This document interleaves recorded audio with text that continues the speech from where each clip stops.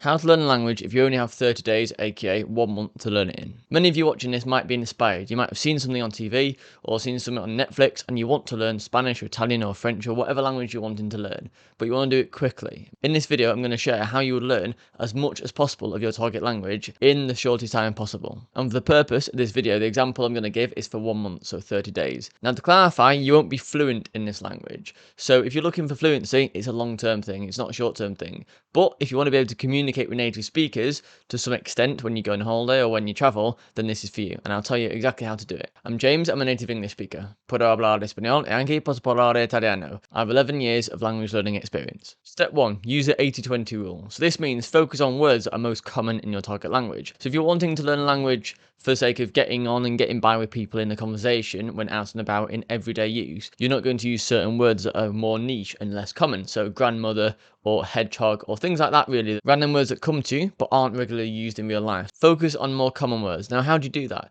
Well, you can literally look in ChatGPT and type in, tell me the most common 100 words in this language, in like Spanish or Italian or whatever language you're learning. And then that's a good start. Then you can find out most common words. There'll be words like tomorrow, yesterday, however. There'll be a mix of words that roughly you can put together and have a conversation using those words. Then, once you have this list of the most common words, put it into a spaced repetition app like Anki, or even Quizlet could be useful. And what this is an app where you put in a word and it shows it you at spaced intervals. So first of all, you might learn a new word. You might learn a word for tomorrow, and you can see that now, and a few hours later you'll be shown it again. But then over time, as you know it and you're more familiar with it, the app will show it you at less frequent intervals. So over time it stays in your mind. That's how it works. Then you've got your list of the most common words. You can then use phrases out of them. So you might say, I have this, or I am hungry, I am thirsty, can I have? So it's common phrases that you'd use on a daily basis, and you can even use ChatGPT for that as well. So you can type in, give me a list of the top 50 most common phrases that I would use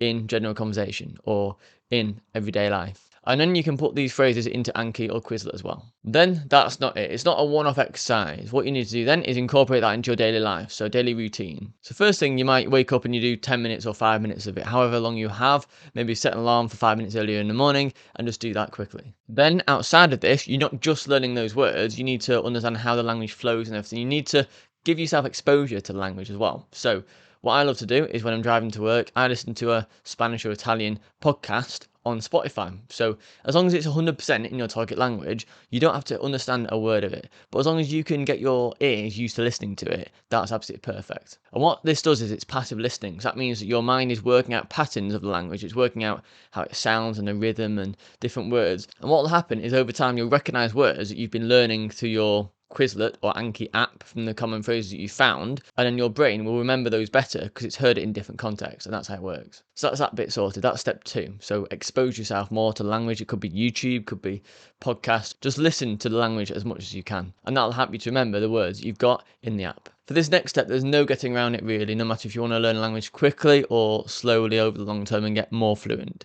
It is speaking with natives. So you have to speak with native speakers if you want to get conversational in a language. The only exception is if you want to learn a language to write to someone or to read. Reading and writing, you don't have to speak to natives, you just have to do that a lot. But if you want a conversation with a native speaker or you want to practice it when you go out and about, then you have to get used to saying the words, pronouncing them, generating the words in your head, even if it's not grammatically correct. And that's the point. You don't aim for perfection at this point. You aim to stick a few words together to make a phrase and then make that understood by the native speaker, even if it's wrong. But if it's right, you get a little kick. You feel good that you can say something to a native speaker and they understand you. That's your aim at this point. So how do you do this? How do you practice with natives? Well, there's a few different ways. There's so many apps that you can use, like iTalk or HelloTalk or Tandem, where you can have either paid or free exposure to a native speaker. You can practice that way. I'd recommend doing video calls where possible rather than audio or just typing it, because then you can see facial expressions, and most of our communication is non-verbal, so it's watching someone and it's body language essentially, and that helps you when learning a language, because if you don't understand something, you can guess what they're saying by their facial expressions or their mood or things like that really. So do this a few times a week. It doesn't have to be every day having a call or conversation with a native speaker, just quite often, maybe 3 times a week for half an hour.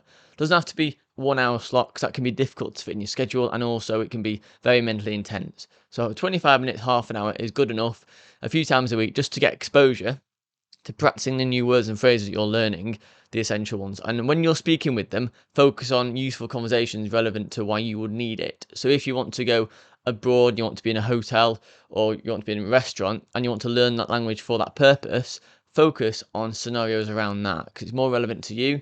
You'll find it more interesting, and also you're only learning the bits that you need to know for why you're learning language. You don't need to learn irrelevant things for you. Also, just a side note, if you're learning with a community of people, so you're group learning and you're helping each other out, you're so much more likely to reach your goals in a short space of time than if you didn't. If you're learning alone, you're not really bouncing ideas off people or getting help, then you can get stuck and you can sort of be demotivated because you're not seeing the progress you want to. So one thing I'm working on is a Discord community, which is a small, close-knit community of 30 people, all learning Spanish for now. So I'm focusing on Spanish. But what you'll have is a range of people who are all learning Spanish at different levels, but they've all gone through or going through the struggles you have at the moment. It's all text chat based. There's no need to turn up to a certain time, or it's accessible around your schedule because it's designed for busy people. Because I know that one of the main issues that people have is finding the time. Now that's what this is for. There's also going to be a native Spanish teacher who will be active and helping you with any struggles you have. So you get help from myself as well. I'll be active, the Spanish teacher, and also other community members who have faced the same issues you have. Many have overcome them, and many will be able to help you out in the process. But for more information, there's a link in the description below. So for the final point, have a set goal. So if you want to travel somewhere, book that flight, book that hotel. Arrange something so it's set in stone so you can't postpone your learning. So it's an extra level of motivation really to help you stick to your goals when you just can't be bothered.